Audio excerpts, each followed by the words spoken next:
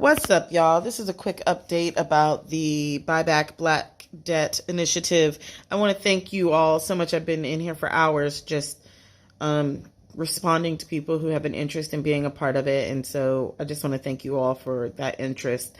I want to set a few parameters I realize that are going to be important moving forward in order for me to coordinate this in any kind of way that'll be sustainable. And so I'm going to give a threshold number that in order to participate, I need you to be able to give at least $1,000. So, and I want to talk about why really quickly. So for folks who are at an income level that doesn't allow the ability to give at least $1,000, it creates a couple of dynamics that are going to be really challenging. First is like there are other more material ways, like more physical ways that you will be of service to the work of Black liberation, which is the work of human liberation, that don't require you to be sacrificing, all your coins if you barely have any coins, right? Like, so there's something in there for white folks to be thinking about your own relationship to class, right? And how many poor white people convince themselves they're not poor so that they don't have to be in alignment with all the horrible narratives that we have about poverty and about poorness, right? And so if you are a working class white person, working class meaning like I could afford to give $50 a month. Like, that's working class. And stop letting these people tell you that you're upper middle class and all these other things. You're not. You're working class. And the stigma around working class identity is part of what keeps white people aligning with whiteness rather than being in cross-racial class solidarity struggles with Black people.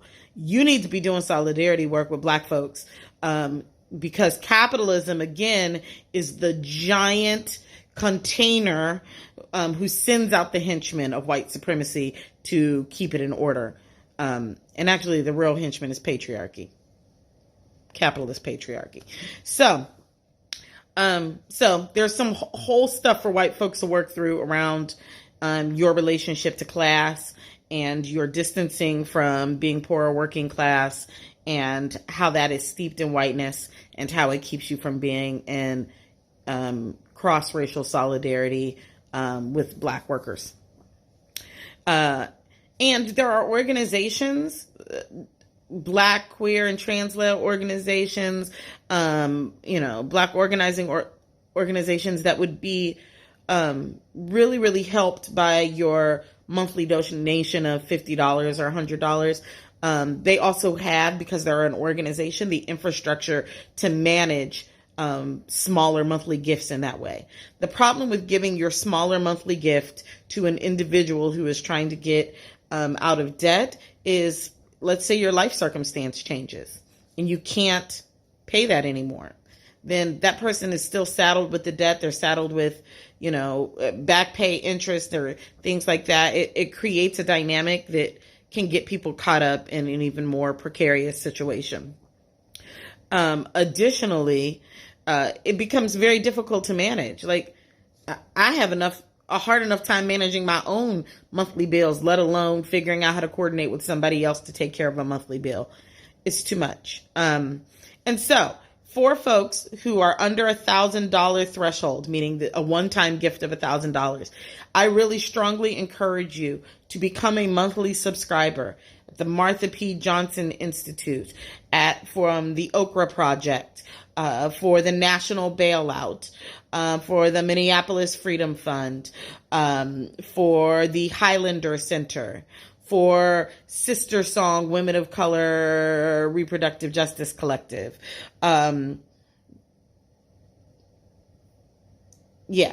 Transgender Law Center.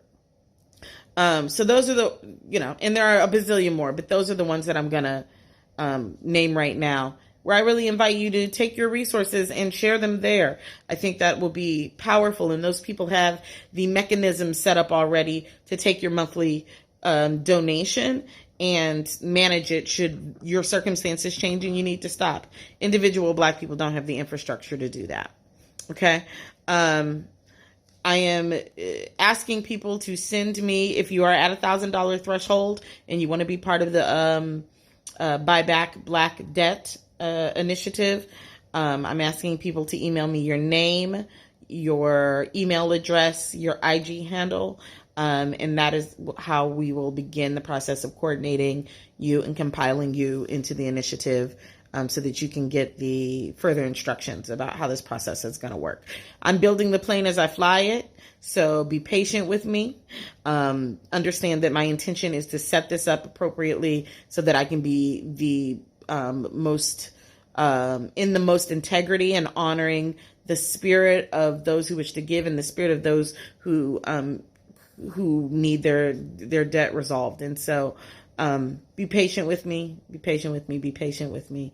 And thank you. I'm really excited about what we're making here. History, I believe.